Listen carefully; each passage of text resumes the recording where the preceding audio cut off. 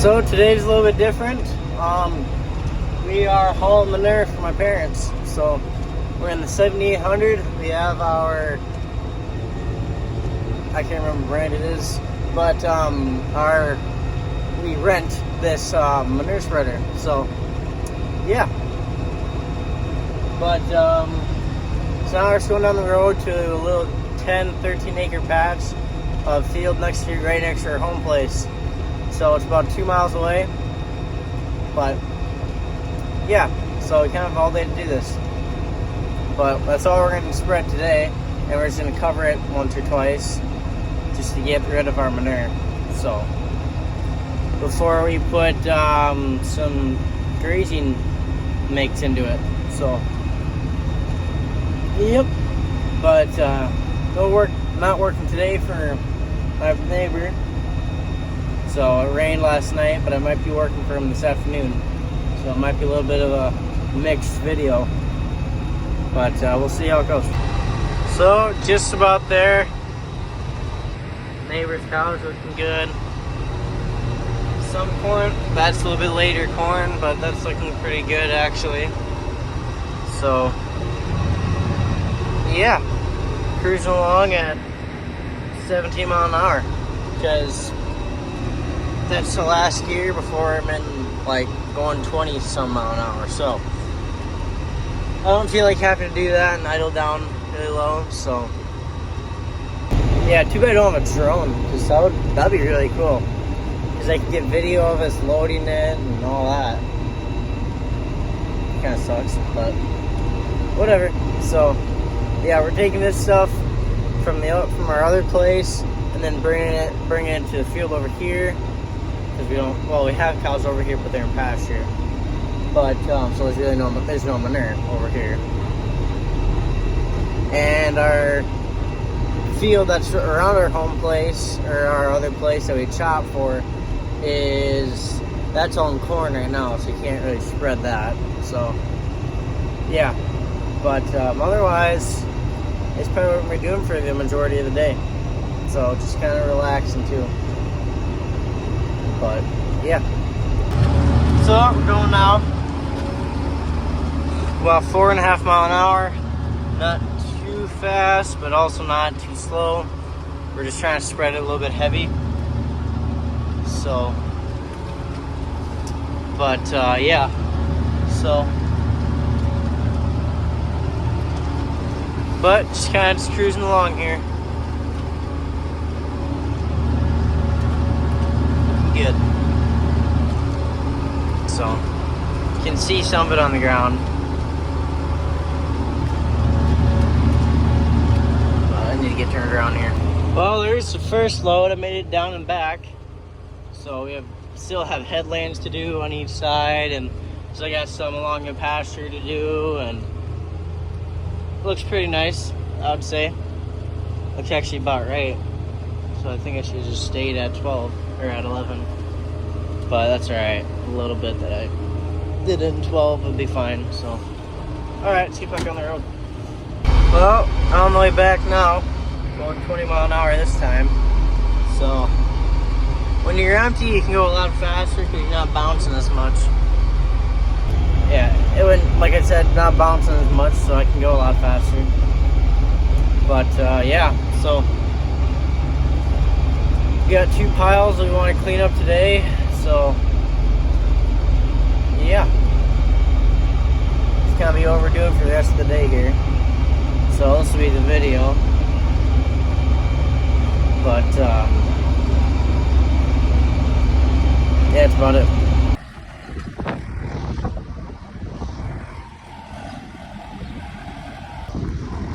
So here's our little, we call it our sick pen, where we have some kind of our sick cows. Well, right now it's part of the big yard, but we just close it off to them. So just some hay and some corn stalks and just kind of a little bit of dirt are mixed in with this, and there's cement all over this, and then some hay there, obviously. But it makes it nice, because when this was dairy, they needed all the cement. So we have all this nice cement here. And this guy, he was born this morning. So not too many, easy mama. Not too many cows left to calve. So more of the big guys would be already done a long time ago, but we're still going a little bit. That cow had her calf in the barn, so we just locked it up, called it good. So, but yeah. So here we have the skid loader for a little bit of cleanup, then the payloader for loading, because it's a lot faster. So, and then we use that tire scraper there for most of it, but we're just putting fill.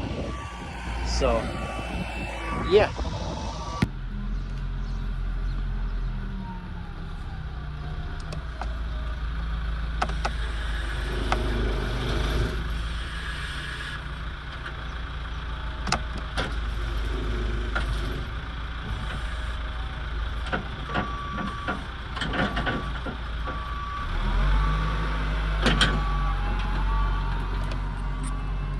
So I'm just going to show you how we feed the cows now, since we aren't using the mixer wagon anymore.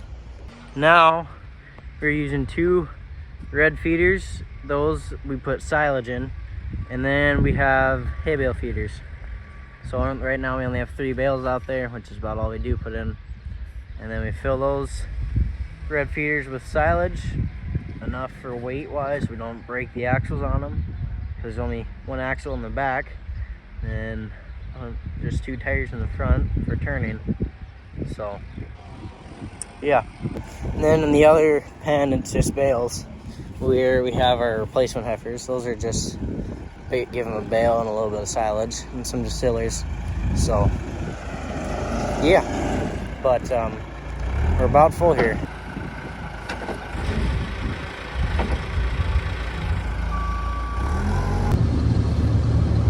Last little bucket here, and then we'll be on our way. So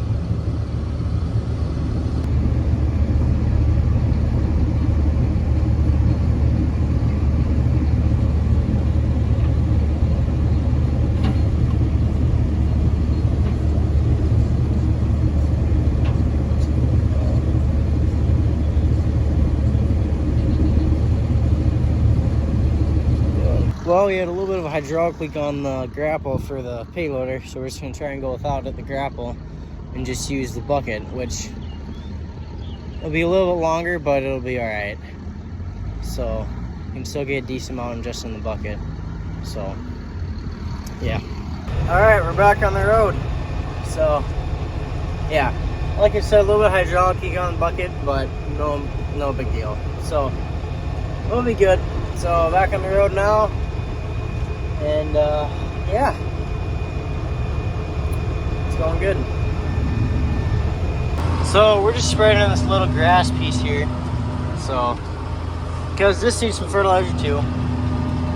But yeah, it's pretty good actually. So, yep, because this load's a little bit lighter. So we're just trying to spread it on here, because you can see how much dust and stuff that's coming out of that side. So yeah, I don't want to get that too heavy, but I got no choice. So, and then I'm gonna turn up here, go down there, and then kind of go back that way. Oh, there we go. That was that load. It did only that fence line and then that whole back fence line, but we got a lot more grass there. We got it covered.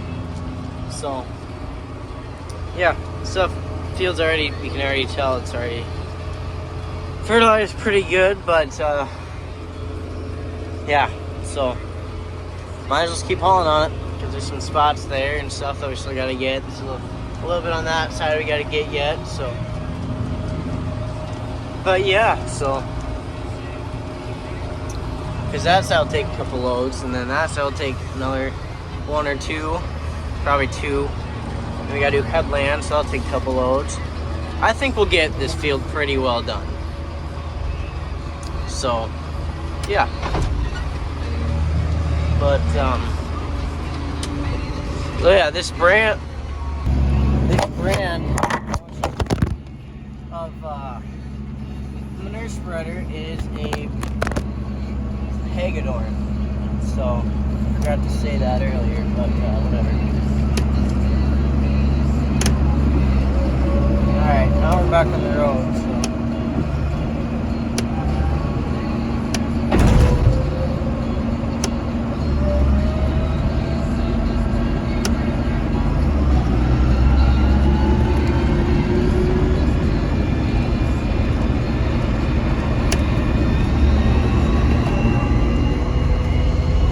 There we go. Now we're cruising.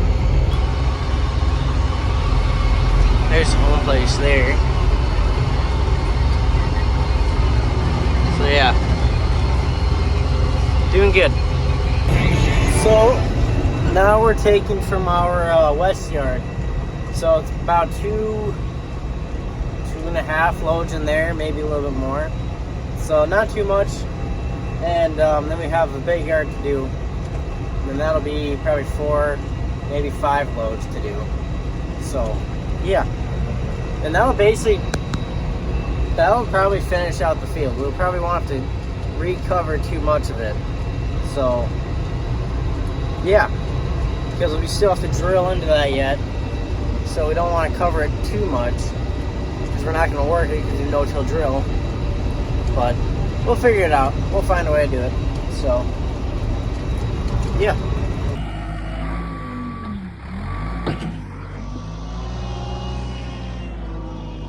Now we're out the west yard, loading here.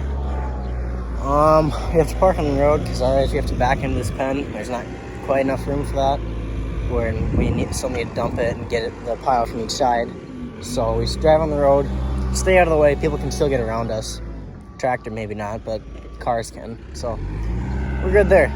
But yeah. Well, here's our tire scraper. So we bought this from a neighbor who's a dairy farmer, which we got some manure from this year, from yesterday actually. We hauled a few loads from him, and he's got another load for us tomorrow. But he bought 2 new scrapers, so then we bought this one from him. It's a skid loader attachment. Then this for back dragging right here, because it has the edge on it. And then these just slide over cement so easy, even if there's a divot. So, but I need to bring it to my school and do some welding on it. Not welding. Need to put some work onto it because down here you can put some bolts in there. Nice spot right there. You put a bolt in there, some on there, a little bit on the other side. Oh no, those are in. But just a little bit of work to it, and then paint it. So, and I meant welding shop, not weld it. We just need to bring it to my school's welding shop, and I think me and a buddy will work on that. So. But otherwise, it's really nice. We love it. Alrighty, we haven't had it very long. So, in the spreader, that is also from the neighbor who's a dairy farm. So we help him out, and he helps us out. He chops our corn, and then during the winter and everything, we have enough shed space at our home place that we put his chopper in. And so then he can just have that there, so it gives him more space at his place. And then we help each other out. He came and sprayed our corn as well because he has his own sprayer. Like I said, we bought the scraper from him and we used his manure spreader. So, and we're helping him out too. We're hauling out some of his loads as well. So, it's kind of a 50-50 thing, but we still pay him for chopping and all that. So, yeah, he helps us out, we help him out. So, works nice. Well, just had some lunch. My mom brought us some Burger King, so I was pretty good. A couple hamburgers, so that was good. Nice to have that. So this is pretty much the rest of from the west yard. We have a little bit left in there, but not very much at all. So, and then we're gonna go to the big yard. So yeah, but otherwise it's going pretty good. So, and that big yard would be really powdery too. So. That's one thing I don't understand why John Deere did, or any brand, I guess, at this time. Why did they make the lever so long when it's so easy to pull to shift? Because if you do the top of the handle, you're gonna pass by 3 different speeds. You're gonna go from like 1 to 5, but then they also put the handle here. So I don't get why they didn't just make the lever like up to here, to the bottom of the handle, or the rubber, because then you wouldn't it wouldn't look so weird when you're sitting there like this. You can just sit there like that. I don't get it, but this is also like the last series before the newer power shift on the 8100s or the 8110s or the 8400s, where they are 8000 series, where it's just a little button and a little switch. So yeah, so I guess it kind of makes sense, but I still don't understand why they made them so long. But whatever, they're not making any more, so.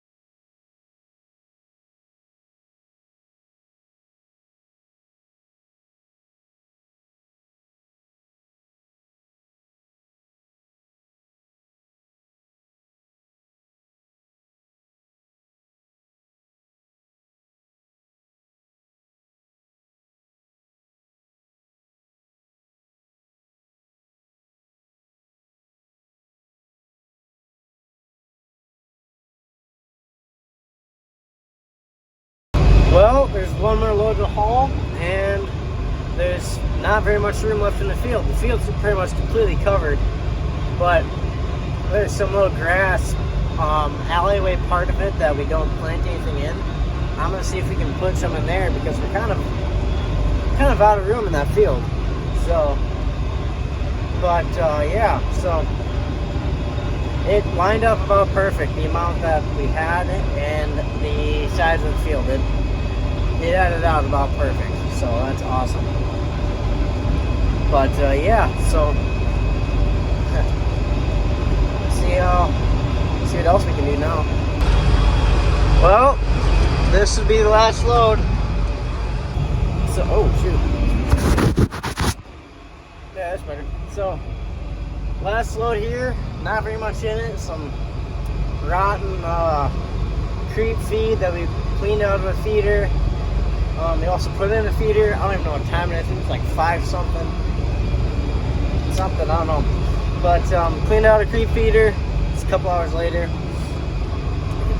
Like I said, again, cleaned out a creep feeder, took the leaking hose off the payloader.